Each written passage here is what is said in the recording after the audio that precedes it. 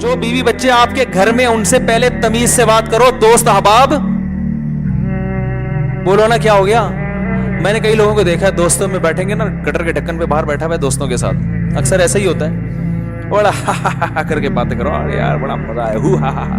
جیسے ہی گھر میں آئے گا ایسے لگے گا چنگیز خان کی اولاد ہے. حقیقت سینگ لگانے کی دیر ہے بس. گھر میں ایک دم آتے ہی سیریس بیٹھ جائے گا نا, ایک دم بیگم نے کوئی بات کی تو ایک دم ڈانٹ لگا دے گا اس کو. نہ باپ سے بات کر رہا ہے نہ بچوں سے بات کر رہا ہے تمیز سے, اور آتا ہی یہ چیزیں توڑ پھوڑ. تو یہ اب اخلاق پہ بیان بہت سنے میں, تو بھائی اخلاق پہ جب آپ نے بیان سنے ہیں تو اخلاق سب سے پہلے کس کے ساتھ ہے؟ وہ تو سب سے پہلے تو یہاں سے شروع ہو رہا ہے نا.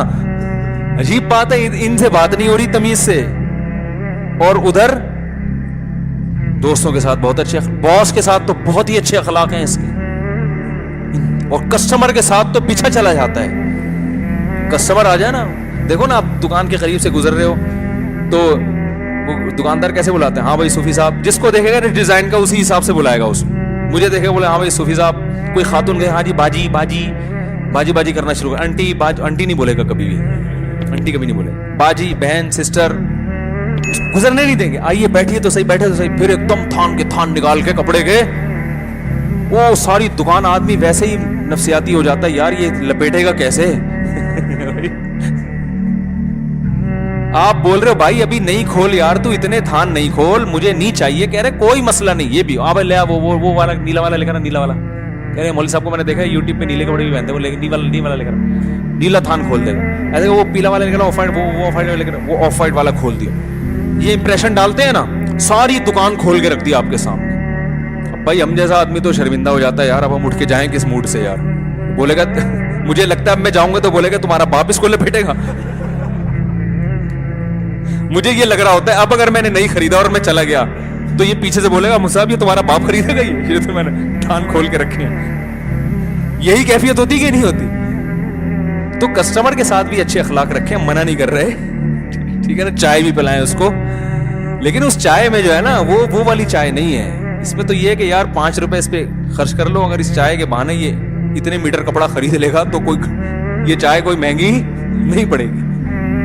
تو سب سے پہلے اخلاق کس کے حدیث میں آتا ہے؟ آپ صلی اللہ علیہ وسلم جب گھر میں داخل ہوتے مسکراتے چہرے کے ساتھ. تو جو مسکراتے چہرے کے ساتھ گھر میں نہیں آ رہا تو وہ جو مرضی اخلاق کی بپر باتیں کر لے اور اخلاق کی رٹ لگا لے, اخلاق پہ مضامین لکھ دے ہے بھائی, اور دوستوں کے ساتھ صبح شام دعوت کرے, عیدی سینٹر میں بھی بکرے دے اور یہ بھی کرے وہ بھی کرے, وہ بھائی وہ شریعت اس کے اخلاق کو نہیں مانتی ہے. بیوی بچے پہلے ہیں, ماں پہلے, ماں اور باپ کا تو شریعت نے کہا کہ بھائی جتنی مٹھاس لوگوں سے بات چیت کرنے میں ہے نا اس سے کئی گنا زیادہ میٹھا ڈال کے نا اپنی زبان میں ابا سے بات کیا کرو. اور حدیث میں آتا ہے کہ جتنی جب ابا سے مٹھاس سے بات کرو نا, جتنے مٹھاس سے ابا سے جو بات کرو تو اتنا میٹھا لہجہ ہو کہ عام پبلک سے بات کرتے ہوئے جتنے چمچ چینی کے آپ نے استعمال کیے ہیں وہ کئی چمچ آپ چینی کے گھول دو اپنے کلام میں, اپنے کلام میں, اپنے الفاظ میں کئی گنا چینی گھول دو. اور باپ اگر بوڑھا ہے تو ٹھیک ٹھاک چینی ڈالو اس میں, اپنے کلام میں کئی چمچ چینی کے 10 چمچ چینی کے گھول کے ابا سے بات کیا کرو. اور صحیح حدیث میں آتا ہے کہ جب ماں سے بات کرو نا تو ابا سے بات کرتے ہوئے اپنے کلام میں اگر 10 چمچ گھولے تھے تو اماں سے بات کرتے ہوئے 30 چمچ چینی ڈالو اس میں, 3 گنا.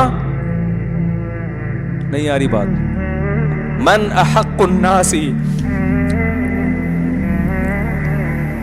صحابی نے رسول صلی اللہ علیہ وسلم سے پوچھا من احق الناس بحسن خلقی, یا رسول اللہ سب سے زیادہ اچھے اخلاق سے کس سے پیش آؤں میں بات کروں؟ صرف بات نہیں, پیش, لب و لہجہ بھی نرم, اور جو آپ کے چہرے کے اور بازوؤں کا جو ایک جو اثر ہے نا اس میں بھی مٹھاس, ہر چیز میں مٹھاس.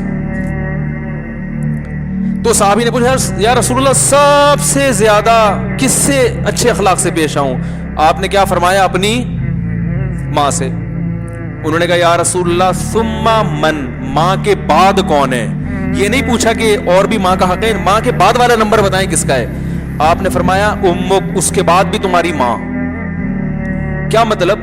جتنے چمچ چینی کے ماں سے بات کرتے ہوئے اپنے کلام میں گھولے تھے نا, اب جو چینی کے کچھ چمچ باقی رہ گئے ہیں وہ بھی کس میں ڈال دو, وہ بھی ماں سے کلام کرتے ہوئے اسی میں گھول دو. صحابی نے تیسری مرتبہ پوچھا ثم من, یا رسول اللہ اس کے بعد تیسرے نمبر پہ کون ہے؟ بلاغت دیکھو یار کلام کی. صحابی یہ یعنی گویا بزبان ثم کا مطلب ہوتا ہے اس کے بعد, یعنی گویا صحابی کہہ رہے ہیں یا رسول اللہ ماں کا حق پتہ چل گیا, ماں کا نہیں پوچھ رہا, اب ماں کے بعد والا بتائیں مجھے. لیکن نبی ان کے سوال کو کیا کر رہے ہیں؟ سوال جو آپ کا جواب ہے وہ سوال کے مطابق نہیں ہے, نبی کا جو جواب ہے وہ سوال کے مطابق نہیں ہے, اور یہ کلام میں عیب ہے. جو پوچھا جا رہا ہے آپ اس کے علاوہ کوئی اور جواب دیں, یہ اچھا کلام نہیں کہلاتا. تو بتاؤ نبی ایسا کر سکتے ہیں کہ غلط بات کریں؟ اصل میں یہ بظاہر اچھا نہیں ہے, لیکن یہ جواب بہت زیادہ اچھا ہے, ٹھیک ہے نا, یہ بتانے کے لیے کہ تم سوال نہیں پوچھو گے پھر بھی میں دوسرے نمبر پہ بھی تمہاری ماں ہی کو ڈال دوں گا. تو صحابی نے پوچھا یا رسول اللہ دوسرے نمبر پہ سب سے زیادہ اچھے اخلاق سے کس سے پیش آؤں؟ آپ صلی اللہ علیہ وسلم نے فرمایا امک, دوسرے نمبر پر بھی کون ہے؟ ماں. پھر صحابی نے پوچھا یا رسول اللہ ثم, چلو 2 دفعہ ہو گئی ماں, اب بتائیں ماں کے بعد کون ہے, یعنی ماں کے علاوہ اب تیسرے نمبر پہ کون ہے؟ آپ صلی اللہ علیہ وسلم نے کیا فرمایا؟ امک, تیسرے نمبر پہ بھی کون ہے؟ کیا عجیب انداز ہے ماں کا حق. تو ماں سے جب بات کرے نا بچھ جائے انسان, بہت میٹھا لہجہ, بہت میٹھا لہجہ. پھر صحابی نے پوچھا یا رسول اللہ ثم من, اس کے بعد فرمایا دوست نہیں, ایئر ہوسٹس نہیں, باس نہیں, گرل فرینڈ نہیں. فرمایا اس کے بعد چوتھے نمبر پہ کون ہے؟ ابوک. تو وہی اخلاق تو یہاں سے شروع ہو رہے ہیں. تو ہمارا حساب کتاب کیا ہے؟ باس کے سامنے کڑوی کسیلی برداشت کریں گے, جاب سے نکال نہ دے. کسٹمر سے بہت اچھی طرح سے پیش آئیں گے کہ تجارت میں نقصان نہ ہو. باپ کے ساتھ دیکھو کیسا سلوک ہے. بچوں کے ساتھ نبی صلی اللہ علیہ وسلم کی کیسی شفقت تھی اولاد. حضرت انس ابن مالک کہتے ہیں مجھے میری ماں نے بچپن میں نبی کے حوالے کیا تھا, 10 سال کی میری عمر تھی. کہہ رہے میں نے 10 سال نبی کی صحبت میں گزارے خدمت کے لیے ملازم بن کے, ایک بار بھی آپ نے کبھی یہ نہیں کہا کہ یہ کام کیوں نہیں کیا یا یہ کام, بولو بھائی کیوں کیا. میں مانتا ہوں میرے یہ اخلاق نہیں ہے, لیکن سمت تو پتا ہونا کہ سیدھا راستہ ہے کیا. آج میرے تو بہت سفر ہونے لگے ہیں, ملک سے باہر نکلو تو سب سے پہلے جو چیز نظر آتی ہے وہ اخلاق نظر آتے ہیں. میں بھی ملیشیا میں تھا نا, کوئی ٹکر لگا دے گا نا آپ کے, خود ہی سوری کر رہا ہوگا. بھائی کسی کو کوئی چلتے چلتے آپ غلطی سے اس کی غلطی ہے, سوری غلطی آپ کی ہے, غلطی آپ کی ہوئی, آپ کو ٹکر لگی, سوری کون کر رہا ہوگا؟ آپ. یعنی بچپن سے اسکولوں میں سکھایا جاتا ہے سوری کرنا سیکھو. ہم کیا کر رہے ہیں, ہمارے یہاں کیا ہوتا ہے, گاڑی چلا رہے ہیں نا آپ, بھڑتے ہوئے چلے جائیں, ٹھوکتے ہوئے چلے اس کو, اس کے بعد اتر کے 5-6 اور گالیاں اس کے اوپر رکھ کے نکل لیں آگے. یہی ہوتا ہے کہ نہیں ہوتا, دھوس جمانے کے لیے نا. تو اب دنیا کے سامنے جو امیج جائے گا کہ پاکستان ایک اسلامی ملک ہے, یہی جائے گا نا. نمازوں میں مسجدیں کیا ہوتی ہیں, بھری ہوئی ہوتی ہیں. رمضان میں تراویح سے مسجدیں بھری ہوئی, زکوٰۃ صدقات بہت ہے, بات کرنے کی تمیز, یہ امیج جاتا ہے نا دنیا کے سامنے. انگریز اتنے صدقات و خیرات نہیں کرتے, انگریز نہیں کرتے. میں پھر بھی کہتا ہوں ہم ان سے کروڑا گنا اچھے ہیں, کیونکہ ہم بہت تمیز سے بات نہیں کرتے, لیکن بہت سارے کام انسانیت کی خدمت کے ان سے زیادہ کر رہے ہوتے ہیں. لیکن جو میسج دنیا کے وہ اس کو ہمارے صدقے تھوڑی نظر آتے ہیں. او بھائی آپ کسی سے ملے, کسی یتیم نے کیا کیا, آپ سے تھوڑی بدتمیزی بات کی, آپ نے 2 تھپڑ لگا دیا اس کے کھینچ کے. لیکن 20 یتیم ایسے ہیں جن کی آپ خود کفالت کر رہے ہو, ان کو پال پوس کے بڑا کر رہے ہو, ان کو کھلا رہے ہو, تو 2 تھپڑ لگائے غلط کیے, لیکن وہ 10 مسکینوں کی جو خدمت کر رہے ہیں وہ بڑی نیکی ہے نا, وہ کام آئے گی. لیکن دنیا کے سامنے وہ 10 نہیں آ رہے جو گھر کے اندر بندے ہیں. دنیا کے سامنے تو آپ کا وہ رویہ آئے گا جو دنیا کے سامنے ہے. تو مسلمان کا جو امیج دنیا کے سامنے جا رہا ہے وہ یہ نہیں جا رہا کہ یہ گھروں میں بیویوں کو کھلاتے ہیں, بچوں کو کھلاتے ہیں, ماں کے پاؤں دباتے ہیں, باپ کے پاؤں دباتے ہیں. جو دنیا کے سامنے جا رہا ہے یہ تو گھروں میں ہو رہا ہے نا. یہ کوئی دنیا کون دیکھتا ہے کہ انگریز آ کے آپ کے گھر میں کہ بوڑھی ماں کے کتنے پاؤں دباتے ہو روزانہ. جو امیج جا رہا ہے وہ جا رہا ہے کہ ان کو بات کرنے کی تمیز بولو بھائی نہیں ہے. تو جو آدھا اسلام جب لوگے اخلاق کے معاملے میں تو دنیا کیا کہے گی آپ کو؟ پاگل ہے یہ پاگل ہوتے ہیں, ان کو تمیز نہیں ہے. تو پورا اسلام میرے بھائی اگر کوئی فالو کرے تو خدا کی قسم اسلام سے زیادہ اٹریکٹیو مذہب دنیا میں کوئی ہے نہیں. دل کا سکون بھی ملتا ہے انسان کو, چاہتیں تبدیل ہو جاتی ہیں, اچھی چیز انسان کی چاہت بن جاتی ہے, برائی سے نفرت ہو جاتی ہے.